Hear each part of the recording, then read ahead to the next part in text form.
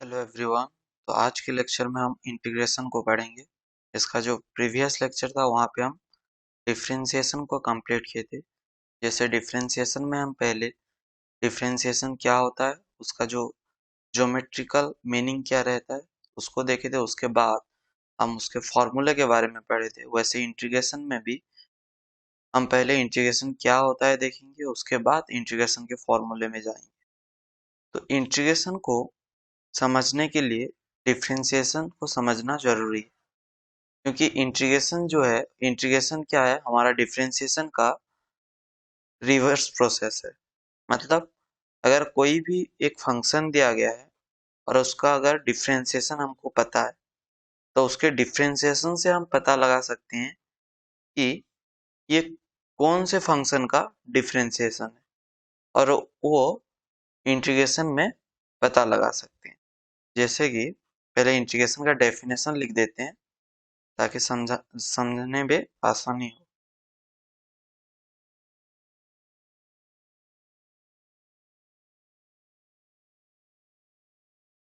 Integration,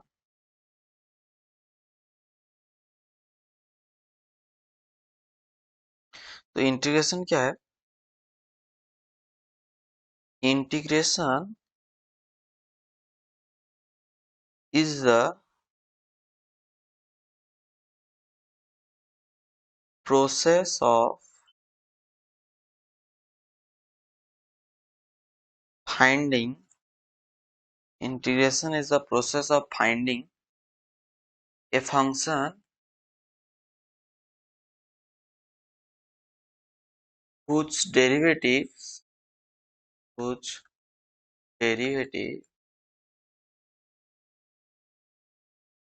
is given।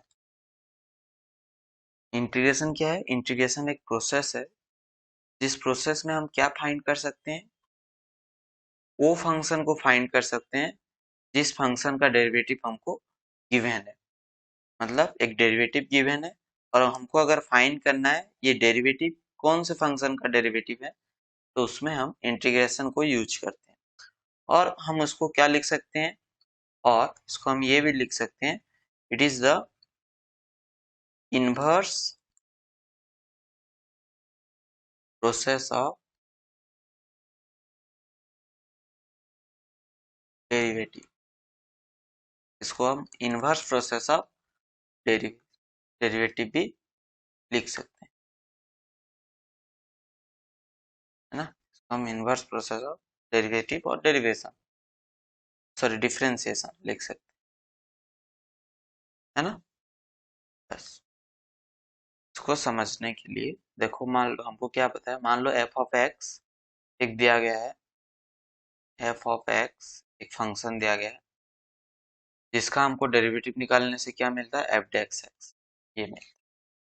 मान लो ये नहीं दिया जाता, एफ ऑफ एक्स नहीं दिया जाता और तुमको पूछा जाता कि एफ डेक्स एक्स कौन से फंक्शन का डेरिवेटिव है, तो उस केस में हम क्या यूज करते हैं, इंटीग्रेशन यूज करते हैं।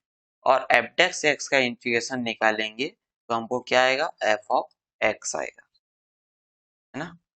तो डेरिवेटिव का इंटीग्रेशन करोगे तो फंक्शन आ जाता है। एग्जाम्पल लेके समझते हैं यहाँ पे। मान लो y इक्वल्स टू दिया गया है 5x², y इक्वल्स टू दिया गया है 5x², y डेक्स कितना होगा, और dy by D X, Y D X का मतलब क्या है, dy बाई डी एक्स, क्या होगा ये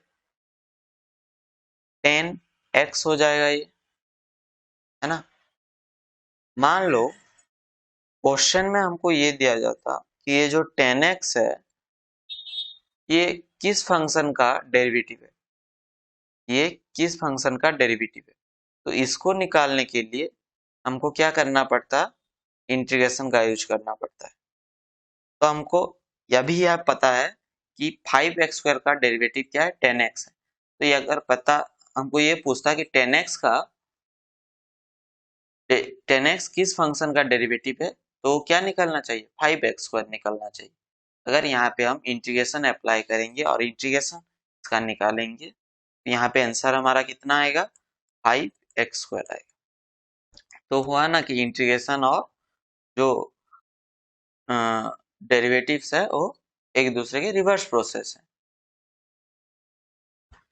जैसे हम डेरिवेटिव को रिप्रेजेंट करने के लिए dy बाय dx लिखते थे, जैसे हम डेरिवेटिव को रिप्रेजेंट करने के लिए dy बाय dx लिखते थे, वैसे हम यहाँ पे इंटीग्रेशन को यूज करने के लिए क्या लिखते हैं, y dx लिखते हैं। जैसे ये होता है इंटीग्रेशन सिंबल, ये क्या होता है, इंटीग्रेशन सिंबल रहता है, और ये होता है y dx लिखते हैं। जैसे dy बाय dx का मतलब होता है differentiation of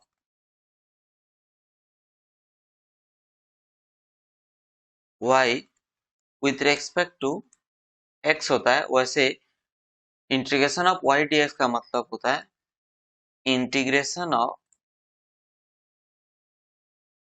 y with respect to x होता है ना। और यहाँ पे ये जो y है इसको हम क्या बोलते हैं, इंटीग्रांड बोलते हैं। तो इंटीग्रांड किसको बोलते हैं, the function to be integrated is called integrand. जो फंक्शन को, जिस फंक्शन को हम इंटीग्रेट कर रहे हैं, यहाँ पे कौन से फंक्शन को इंटीग्रेट कर रहे हैं, y को अगर इंटीग्रेट कर रहे हैं तो इसको हम क्या बोलते हैं, इंटीग्रांड बोलेंगे। तो जिस फंक्शन को हम इंटीग्रेट करते हैं उसको हम क्या बोलते हैं, इंटीग्रांड बोलते हैं ना। ये जो इंटीग्रेशन रहता है, इंटीग्रेशन दो टाइप का रहता है। एक होता है, एक क्या रहता है, एक होता है हमारा डेफिनाइट इंटीग्रेशन, डेफिनाइट इंटीग्रेशन, और एक होता है हमारा इनडेफिनाइट इंटीग्रेशन। दो टाइप का इंटीग्रेशन रहता है, एक होता है डेफिनाइट इंटीग्रेशन, एक होता है इनडेफिनाइट इंटीग्रेशन। डेफिनाइट इंटीग्रेशन में क्या रहता है, इसमें हमको जो लिमिट रहता है वो गिवन रहता है, क्वेश्चन में लिमिट हमारा गिवन रहेगा डेफिनाइट इंटीग्रेशन। मतलब हमको क्वेश्चन में ये दिया रहेगा कि ये जो इंटीग्रेशन है ये किस रेंज में हमको निकालना है, कहाँ से कहाँ तक हमको इंटीग्रेट करना है। ये लिमिट क्या होता है ये आगे जाकर पता चलेगा। अभी के लिए बस इतना याद रखिए कि जो डेफिनाइट इंटीग्रेशन होता है वहां पे लिमिट गिवन रहता है, और इनडेफिनाइट इंटीग्रेशन पे लिमिट गिवन नहीं रहता है, limit not given. Indefinite integration पे लिमिट गिवन नहीं रहता है। यहाँ पे क्योंकि लिमिट गिवन रहता है डेफिनाइट इंटीग्रेशन पे, तो यहाँ पे हम इंटीग्रेशन निकाल के सीधा लिख देते हैं जो आंसर आता है। पर इनडेफिनाइट इंटीग्रेशन में यहाँ पे लिमिट नहीं रहता है, हमको फिक्स नहीं रहता है कि कहाँ से कहाँ तक हमारा इंटीग्रेशन को निकालना है, तो इसलिए हम उसके आंसर निकालने के बाद लास्ट में प्लस सी लिख देते, प्लस सी लिखते। ये प्लस सी जो है ये किस लिए है, इसको हम बोलते हैं इंटीग्रेशन कांस्टेंट। तो हम क्या बोलते हैं, इंटीग्रेशन कांस्टेंट। समझ में आया, ये जो प्लस सी है इसको हम इंटीग्रेशन कांस्टेंट लिखते हैं, क्योंकि हमको यहाँ पे लिमिट गिवन नहीं रहता है ना। तो इसलिए हम एक कांस्टेंट को यहाँ पे ऐड कर लेते हैं। और ये जो कांस्टेंट है, ये कांस्टेंट को हम कैसे निकाल सकते हैं, क्वेश्चन में कुछ कंडीशन गिवन रहता है, क्वेश्चन में कुछ कंडीशन गिवन रहता है, और उसी कंडीशन को लेकर हम c का वैल्यू निकाल सकते हैं। c can be calculated, c can be calculated by condition given in the problem। Problem में जो कंडीशन गिवन रहता है उसी कंडीशन को लेकर हम c कैलकुलेट करते हैं। ये जो चीज है c कैसे कैलकुलेट करते हैं, लिमिट क्या होता है, ये आगे जाके धीरे धीरे करके सब पता चलेगा जब आप एग्जाम्पल करेंगे। अभी के लिए बस इतना ही याद रखें डेफिनाइट इंटीग्रेशन क्या रहता है, इनडेफिनाइट इंटीग्रेशन क्या रहता है। हो गया। और एक तो यहाँ पे मेन चीज ये है कि डिफरेंशिएशन में हमको क्या पता था, किसी भी चीज का डिफरेंशिएशन निकाल रहे हैं मतलब उसका एक छोटा सा हिस्सा निकाल रहे हैं, है ना। डिफरेंशिएट कर रहे हैं मतलब हम उसका एक छोटा सा हिस्सा निकाल रहे हैं। पर इंटीग्रेशन में क्या होता है, इंटीग्रेशन में हमको एक छोटा से हिस्से में से पूरा एरिया निकालना रहता है, एक छोटे से हिस्से में से पूरा एरिया को निकालना रहता है। देखो, इंटीग्रेशन का मतलब होता है इंटीग्रेशन, इसका मतलब और भी एक चीज होता है, इसका मतलब होता है area under curve, area under curve, कि किसी भी एक कर्व के अंडर जो एरिया है कि कितना एरिया में वो कर्व है, उसी चीज को निकालने के लिए हम इंटीग्रेशन को यूज करते हैं। और ये होता है उसका फिजिकल मीनिंग, ये होता है उसका फिजिकल मीनिंग। मान लो ये एक ग्राफ दिया, तो यहाँ पे इस कर्व के अंदर कितना एरिया है, मतलब ये कर्व एक्स एक्सिस के साथ कितना एरिया बना रहा है, इसी चीज को निकालने के लिए हम इंटीग्रेशन का यूज करते हैं। पर यहाँ पे इंटीग्रेशन का कोई जरूरत नहीं है क्योंकि ये एक ट्राइंगल बना रहा है ना, यहाँ पे एक ट्राइंगल बना रहा है, तो यहाँ पे हम आराम से ट्राइंगल का फॉर्मूले को यूज करके इंटीग्रेशन बिना इंटीग्रेशन किए निकाल सकते हैं, है ना। मान लो ये एक कर्व दिया गया है, तो इसके अंदर एक्स एक्सिस के साथ ये कितना एरिया में कवर कर रहा है, इसको निकालने के लिए हमारे पास भी फॉर्मूले है, बिना इंटीग्रेशन किए हम सीधा फॉर्मूले में से निकाल सकते हैं, है ना। इंटीग्रेशन में भी निकाल सकते हैं पर फॉर्मूले में ज्यादा आसानी से निकल जाएगा, है ना, जल्दी निकल जाएगा। पर मान लो तुम्हारे पास अगर कर्व कुछ इस तरीके का है, मान लो कर्व कुछ इस तरीके का है, तो ये एक्स एक्सिस के साथ कितना एंगल बना रहा है, ये कैसे निकालेंगे हम, ये हम कैसे निकाल सकते हैं। इसके लिए तो हमारे पास कोई फॉर्मूला नहीं है, है ना। इसके लिए हमारे पास कुछ फॉर्मूला है क्या, नहीं। तो ऐसे जो कर्व जिसका शेप ऐसा है या फिर एक रेगुलर पॉलीगन टाइप का नहीं है, तो उसी कर्व का एरिया निकालने के लिए हमको इंटीग्रेशन का यूज करना पड़ता है। तो इस कर्व में इसका एरिया निकालने के लिए हमको क्या करना पड़ेगा, इंटीग्रेशन का यूज करना पड़ेगा। तो इंटीग्रेशन कैसे यूज करेंगे उसको जानने से पहले इसको थोड़ा हमारे हिसाब से इसका एरिया निकाल कर देखते हैं। देखो, हम अगर यहाँ पे मान लेते हैं, यहाँ पे एक बहुत छोटा सा स्ट्रिप ले लेते हैं, यहाँ पे बहुत छोटा सा स्ट्रिप ले लेते हैं। ये एक स्ट्रिप हो गया। अब यहाँ पे देख सकते हैं कि ये जो स्ट्रिप है ये किस तरह का बिहेव कर रहा है, ऐसे ऐसे है ना, थोड़ा ऐसे है ना। इसको अगर मैं जूम करके यहाँ पे ड्रॉ करूं तो ये इस तरीके का रहेगा,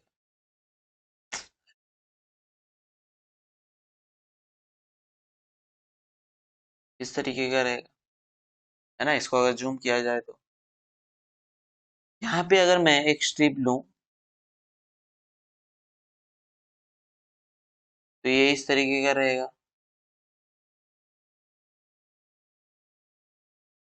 है ना, ऐसे ही रहेगा। मान लेते हैं ये डिस्टेंस है y1, ये डिस्टेंस है y2, क्योंकि वो y एक्सिस है, ये x एक्सिस है ना। और ये जो छोटा सा हिस्सा है ये है dx, ये क्या है dx।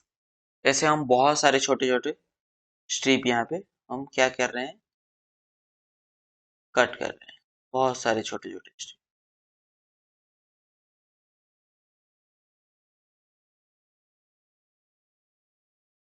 ऐसे स्ट्रिप ड्रॉ कर। तो ये हो गया dx, ये हो गया y1, ये हो गया dx, ये हो गया y2, ये हो गया y3, ये हो गया dx, है ना, ये मान लो है y3, ऐसे है, और ये है dx। तो अगर हम ऐसे बहुत सारे बहुत पतले पतले स्ट्रिप में इसको तोड़ दें और सबका अगर इंडिविजुअल एरिया निकालेंगे और बाद में सबको ऐड कर देंगे तो शायद इस कर्व का एरिया निकल जाएगा। पर इसके लिए देख सकते हो यहाँ पे हम यहाँ पे मान लो एक ऐसे लाइन खींच देते हैं, तो अब ये बन गया एक रेक्टेंगल। अब ये क्या बन गया, एक रेक्टेंगल बन गया, है ना। तो रेक्टेंगल का एरिया निकालने के लिए हमारे पास फॉर्मूला है, क्या है, ये है y1 और ये dx, मतलब length into breadth, y1 dx, इसका y2 dx, इसका y3 dx, ऐसे हम निकाल सकते हैं प्लस डॉट डॉट डॉट बहुत सारे स्ट्रिप लेकर। इसको हम एक साथ लिखेंगे तो समेशन देखिए y n dx, y n equals to 1 to n होगा ना। इसको हम ऐसे लिख सकते हैं, इसको यहाँ पे लिख देते हैं, इसको हम क्या लिख सकते हैं, y n dx समेशन देके यहाँ पे n equals to 1 to n, ऐसे लिख सकते हैं। पर यहाँ पे देख सकते हो कि यहाँ पे एक छोटा सा हिस्सा यहाँ पे बच जा रहा है, यहाँ पे एक छोटा सा हिस्सा बच जा रहा है। तो इन सारी चीजों को अगर मिलाएंगे तो और भी थोड़ा सा एरिया हमको देखने को मिलेगा, है ना। पर समेशन में हम सिर्फ इस पार्ट को, ये जो खाली पार्ट है इस पार्ट का एरिया को निकाल कर हम ऐड कर पा रहे हैं। ये जो रेड कलर में जो दिखाया गया है ये पार्ट, इस पार्ट को हम नहीं निकाल पा रहे हैं। तो इसी चीज को निकालने के लिए हमको किसका यूज करना पड़ा, इंटीग्रेशन का यूज करना पड़ा, यही चीज को निकालने के लिए। ये जो ऐसे है, मान लो ये कर्व है ऐसे, और यहाँ पे ये जो है, इसी चीज को निकालने के लिए हमको इंटीग्रेशन का यूज करना पड़ा, है ना, क्योंकि समेशन में ये चीज का एरिया नहीं निकल रहा था। तो इसी चीज को यूज करने के लिए हमको इंटीग्रेशन का यूज करना पड़ा। हम उसको लिखे y dx और इसको हम लिखे y dx।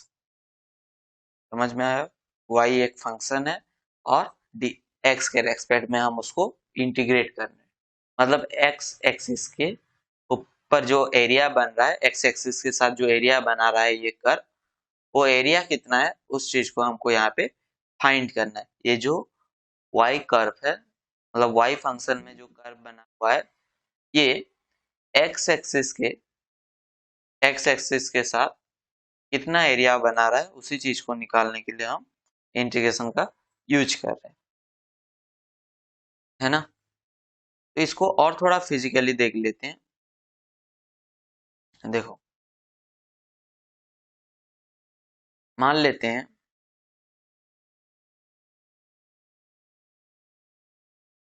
हम्म,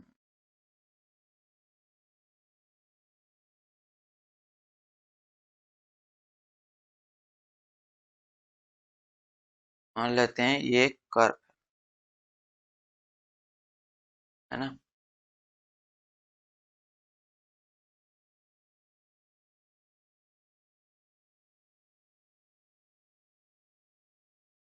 ये कर्व है,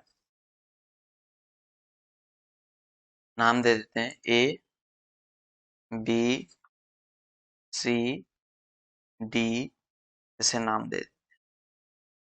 ये एक्स एक्सिस है, ये वाई एक्सिस है। तो इसमें भी हम क्या करते हैं, एक छोटा सा हिस्सा को यहाँ पे निकालते हैं, एक छोटे से हिस्से को यहाँ पे हम निकालते हैं। देखिए,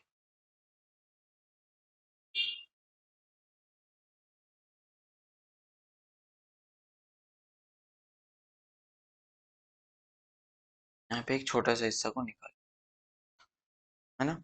और यहाँ पे हम एक परपेंडिकुलर ड्रॉ कर रहे हैं, यहाँ पे परपेंडिकुलर ड्रॉ, है ना। इस चीज को रेड कलर में मार्क कर देते,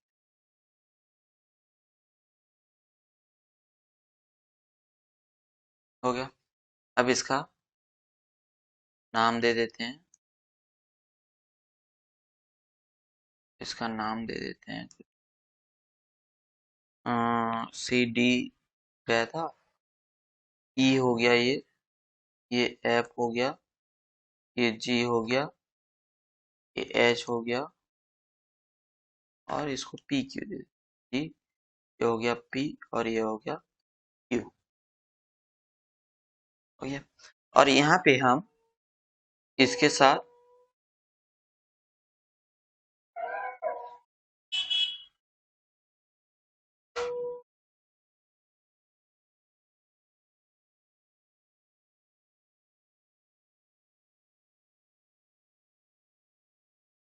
और यहाँ पे हम इसके साथ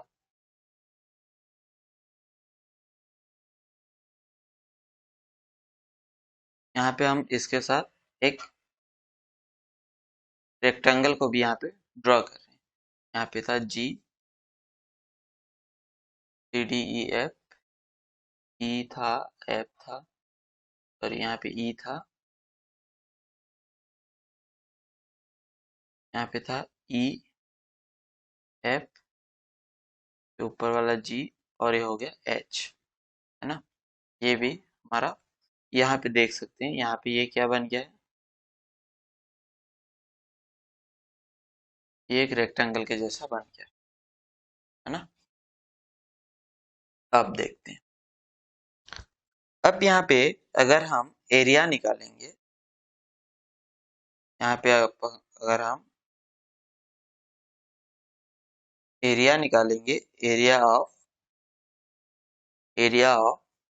ई एफ पी क्यू, इसका एरिया निकालेंगे तो क्या होगा, ये मान लेते हैं हमारा है, ये छोटा सा हिस्सा है, मान लो डेल एक्स, ये क्या है, डेल एक्स है, और ये मान लेते हैं वाई है, ये मान लेते हैं वाई है, ये वाला यहाँ से यहाँ तक डिस्टेंस कितना है वाई, और ये जो छोटा सा हिस्सा है ये मान लेते हैं डेल वाई है, यह कितना है, डेल वाई है ना। तो इसका अगर हम एरिया निकालेंगे तो ये कितना होगा, E P into P Q कितना होगा, तो ये होगा वाई डेल एक्स, है ना। ये जो एरिया है ई एफ पी क्यू, ये जो ब्लैक कलर में ये जो एरिया है, ये एरिया, इसका एरिया कितना होगा, ई पी पी क्यू, है ना। अब अगर हम एरिया निकालेंगे, अब अगर हम एरिया निकालेंगे ये पूरा होल रेक्टेंगल का, कि किसका area, area of H P Q G, H P Q G, ये पूरा का अगर हम एरिया निकालेंगे तो क्या होगा, y प्लस डेल वाई हो जाएगा, क्योंकि ये पूरा कितना है, यहाँ g से लेकर q तक कितना है, y plus del Y, y plus del Y होगा ये सब, y plus del Y into del X, ये बन जाएगा, है ना। तो हमको पता है ये पूरा का एरिया इस छोटे वाले ये चीज के एरिया से ज्यादा होगा, हमको ये बात पता है ना। और मान लेते हैं ये जो एरिया है यहाँ से लेकर यहाँ तक का एरिया, मान लेते हैं यहाँ से लेकर ये एरिया है, मान लेते हैं डेल ए, इस एरिया को मान लेते हैं डेल ए, ये जो ऐसा एरिया है, ऐसे जो एरिया बन रहा है इसको मान लेते हैं डेल ए, है ना। इसको क्या मान लेते हैं, डेल ए। तो हम यहाँ पे लिख सकते हैं क्या, ये जो एरिया है ये क्या होगा, इससे बड़ा होगा, है ना। तो हम इसको ऐसे लिख सकते हैं क्या, y प्लस, इसको हम ऐसे लिख सकते हैं y plus del Y into del X is greater than del A. ये जो है सबसे ज्यादा एरिया किसका रहेगा, सबसे ज्यादा एरिया किसका रहेगा, किसी चीज का, है ना, किसी चीज का एरिया सबसे ज्यादा रहेगा, इसका एरिया, उसके बाद किसका एरिया रहेगा, डेल ए रहेगा,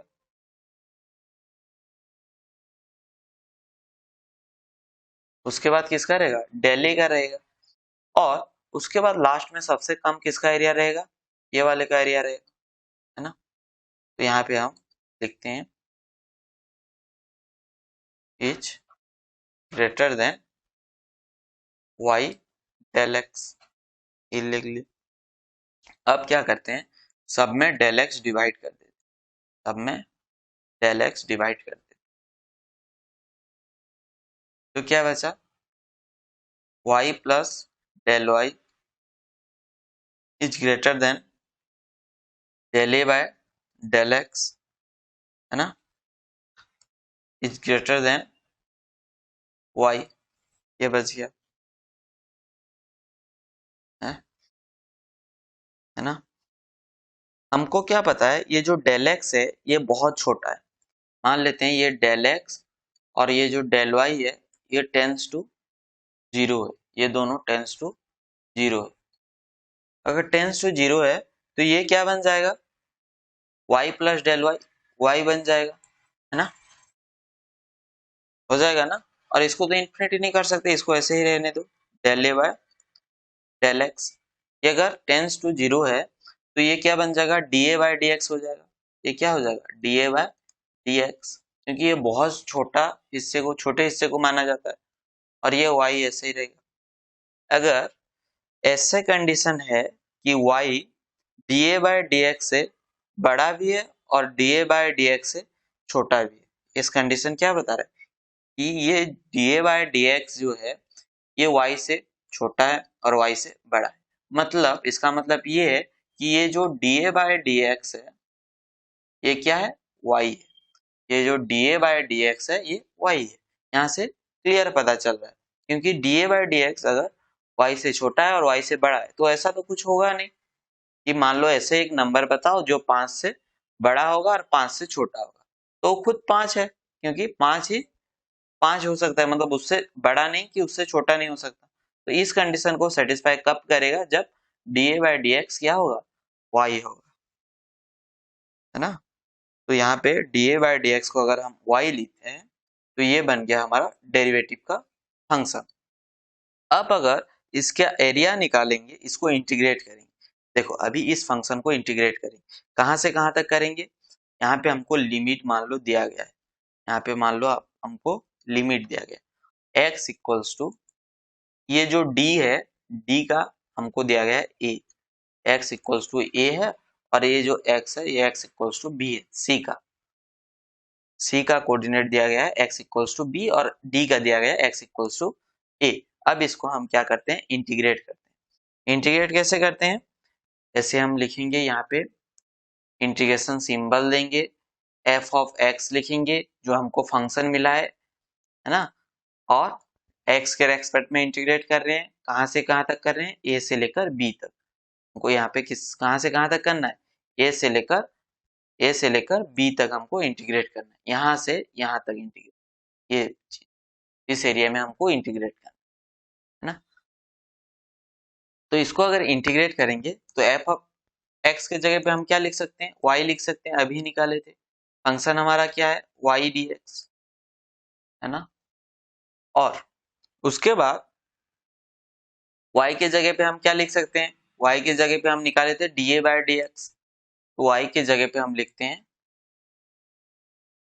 a to b integration of a to b dA by dx into dx, dx से dx कट जाएगा, तो यहाँ पे क्या बचेगा, a to b integration of dA, और dA का इंटीग्रेशन क्या होता है, a होता है। मतलब ये छोटे छोटे एरिया को, मान लो ये छोटे छोटे से एरिया को हम मान लिए थे dA, मान लिए थे dA हो, ये जो छोटा सा एरिया है इसको मान लेते हैं डी। तो इस पूरे एरिया को इंटीग्रेट जब कर देंगे, मतलब ऐसे बहुत सारे छोटे छोटे एरिया को निकालेंगे, तो ये पूरा टोटल एरिया आ जाएगा, ये पूरा टोटल एरिया आ जाएगा, आएगा ना। तो टोटल एरिया को मान लेते हैं ए। तो जब इस छोटे से पार्ट को इंटीग्रेट करेंगे, यहाँ से लेकर यहाँ तक, यहाँ से लेकर यहाँ तक, अगर यहाँ से लेकर यहाँ तक अगर इस छोटे से पार्ट को इंटीग्रेट कर रहे हैं तो क्या बन जाएगा, ये पूरा एरिया आ जाएगा, और पूरा एरिया कितना है, ए। तो इसलिए इस डीए को इंटीग्रेट करने से मैं क्या लिखा, ए लिखा। है ना, और इसका लिमिट क्या है, ए से बी, इसका लिमिट क्या है, ए से बी, है ना। तो अब हम इसको निकाल सकते हैं, और इसको कैसे लिखते हैं, area at x equals to B, मतलब बी तक एरिया कितना है, minus area at x equals to A, area at x equals to A, ऐसे निकालते हैं। समझ में आ गया, ये था उसका फिजिकल मीनिंग कि पहले हम x इक्वल्स टू बी का एरिया निकालेंगे, यहां तक कितना एरिया है वो निकाल देंगे, यहाँ से यहाँ से लेकर यहाँ तक का एरिया निकाल देंगे, फिर यहाँ से लेकर यहाँ तक का एरिया निकाल देंगे, और यहाँ से इसका एरिया माइनस कर देंगे, तो ये बीच वाला एरिया निकल कर आ जाएगा। ना समझ में आ गया। उसके बाद हम, ये हो गया उसका फिजिकल मीनिंग, कि इंटीग्रेशन का मतलब क्या होता है, कि किसी भी कर्व के अंडर जो एरिया है उस एरिया को निकालने के लिए हम क्या यूज करते हैं, इंटीग्रेशन का यूज करते हैं। अब जाएंगे हम फॉर्मूले के ऊपर। तो अभी के लिए बस एक ही फॉर्मूला बता देता हूँ एग्जाम्पल के लिए, क्योंकि ये फिजिकल जो मीनिंग रहा इसको समझने के लिए एक ही फॉर्मूले बता देता हूँ, बाकी जो फॉर्मूला है हम नेक्स्ट लेक्चर में डिस्कस करते हैं। तो एक फॉर्मूला है, मान लो तुमको दिया गया है y टू द पावर, मान लो दिया गया है y to the power n, sorry ऐसे नहीं करते हैं, y इक्वल्स टू मान लो दिया गया है x to the power n, ये दिया गया है क्वेश्चन में। इसका अगर इंटीग्रेशन करेंगे, dx निकालेंगे, तो क्या होगा, x to the power n dx, ऐसे निकालेंगे, है ना। तो x to the power n का इंटीग्रेशन क्या होता है, x to the power n plus one divided by n plus one, power में प्लस वन कर देंगे और नीचे जो पावर रहेगा उसके साथ प्लस वन करेंगे। और यहाँ पे क्योंकि ये इनडेफिनाइट इंटीग्रेशन है, यहाँ हमको लिमिट नहीं दिया गया है, तो यहाँ पे प्लस सी लिखे, लिमिट दिया रहता तो हम प्लस सी नहीं लिखते। समझ में आ गया। अब देखो, जैसे कि हम एग्जाम्पल लिए थे, क्वेश्चन क्या, हम एग्जाम्पल लेकर समझते हैं। क्वेश्चन क्या था, y इक्वल्स टू, अगर 5x² है तो उसका y डेक्स कितना होता है, 10x होता है। अब चेक करते हैं कि 10x का अगर इंटीग्रेशन निकालते हैं तो 5x² आता है क्या। मान लेते हैं अभी क्वेश्चन में दिया गया y इक्वल्स टू 10x और इसका इंटीग्रेशन निकालना है, तो क्या करेंगे, 10x dx हो गया। देखो 10 तो कांस्टेंट है, वो बाहर आ जाएगा, है ना। यहाँ पे अगर मान लो कोई कांस्टेंट रहता, यहाँ पे मान लो कोई कांस्टेंट, मान लो c रहता, तो इस c बाहर आ जाता, c तो यहाँ पे दिया गया, चलो मान लेते हैं कांस्टेंट कुछ a रहता, कांस्टेंट कुछ a रहता, तो a बाहर आ जाता और बाकी अंदर x to the power n differentiate हो जाता। तो ऐसे यहाँ पे 10 को बाहर लाते हैं और यहाँ पे हम लिखते हैं x dx, तो क्या हो जाएगा, ये 10, x का पावर क्या है, 1 है, तो 1 प्लस 1 करेंगे बाय 1 प्लस 1 करेंगे, और यहाँ पे प्लस c लिखेंगे, तो ये क्या हो जाएगा, 10x² बाय 2, 2 5 जा 10, तो ये आ गया 5x² प्लस c। ये c क्या है, ये c जीरो हो जाएगा यहाँ पे, अगर यहाँ पे कंडीशन दिया रहता तो ये c जीरो हो जाता, और हमको इंटीग्रेशन, इसका इंटीग्रेशन क्या निकल कर आ गया, 5x², मतलब 10x का पता चल गया कि ये 10x किस फंक्शन का डेरिवेटिव है, किसका डेरिवेटिव है, 5x² का डेरिवेटिव है। मान लो यहाँ पे तुमको दिया जाता, लिमिट दिया जाता कि a से यहाँ पे लिमिट दिया जाता 1 to 2, ये लिमिट यहाँ पे दिया जाता, तो तुम यहाँ पे क्या करते, प्लस c ने लिख के 5x² निकालने के बाद यहाँ पे ऐसे 1 to 2 लिख देते, और अभी x के जगह पे 2 रखेंगे एक बार, तो 5 2 का स्क्वायर माइनस, और x के जगह पे 1 रखेंगे एक बार, x के जगह पे 1 रखेंगे, तो ये क्या हो जाएगा, 5 into 4 माइनस 5, 20 माइनस 5 15 ये हो सकता। अगर लिमिट दिया रहता तो, लिमिट दिया नहीं रहा है इसलिए हम ऐसे सीधा निकाल दें। लिमिट दिया रहता तो हम पहले अपर लिमिट को x के जगह पे रखेंगे, फिर माइनस देंगे, फिर लोअर लिमिट को x के जगह पे रखेंगे और फिर हम उसको माइनस करके उसका आंसर निकाल देंगे। हो गया। तो इतना ही था हमारे इंटीग्रेशन के बारे में। इसका जो नेक्स्ट लेक्चर आएगा वहां पे हम फॉर्मूले को और अच्छे से पढ़ेंगे, बहुत सारे एग्जाम्पल करेंगे और इंटीग्रेशन को और अच्छे से समझेंगे।